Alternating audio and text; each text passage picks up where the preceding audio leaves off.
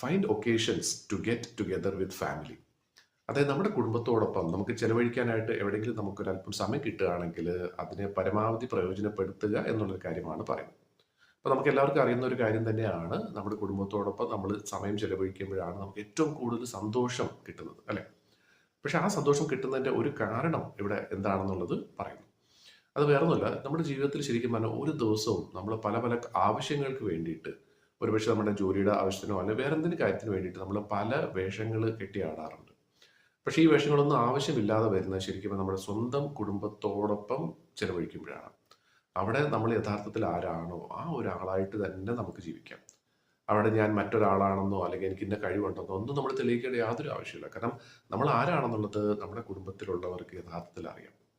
അപ്പൊ ശരിക്കും പറഞ്ഞാൽ ജീവിതത്തിൽ നമ്മൾ പല ആവശ്യങ്ങൾക്ക് വേണ്ടി ഈ പല കാര്യങ്ങളും ചെയ്യുമ്പോൾ യഥാർത്ഥത്തിൽ നമ്മൾ ആരാണ് എന്ന് നമ്മളെ ഓർമ്മപ്പെടുത്താനും ആ ഒരു അവസ്ഥയിലേക്ക് തിരിച്ചെത്താനും നമ്മളെ സഹായിക്കുന്നത് ശരിക്കും പറഞ്ഞാൽ നമ്മുടെ കുടുംബത്തോടൊപ്പം ചെലവഴിക്കുന്ന സമയമാണ്.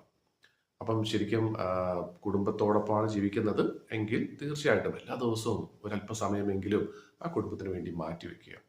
ഇനി അതല്ല, നമ്മൾ കുടുംബത്തിൽ നിന്നും മാറിയാണ് താമസിക്കുന്നതെങ്കിൽ നമ്മൾ എപ്പോഴാണോ ഇനി അവരെ കാണാൻ പോകുന്നത് തീർച്ചയായിട്ടും നല്ലപോലെ സമയം ബാക്കി എല്ലാ കാര്യങ്ങളും മാറ്റി വെച്ചിട്ട് നല്ലപോലെ അവരോടൊപ്പം സമയം ചെലവഴിക്കുക എന്നുള്ളതാണ്. കാരണം നമ്മൾ വളരെ ബുദ്ധിമുട്ടി ജീവിതത്തിന്റെ പല എന്താ പറയുക ബുദ്ധിമുട്ടുകളും തരണം ചെയ്ത് മുന്നേറുന്ന സമയത്ത് നമ്മൾ യഥാർത്ഥത്തിൽ ആരാണ് എന്നുള്ളത് നമ്മളെ ഓർമ്മപ്പെടുത്താനും കൂടെ വേണ്ടിയിട്ടാണ് കുടുംബത്തോടൊപ്പം സമയം ചെലവഴിക്കാനായിട്ട് പറയുന്നത്.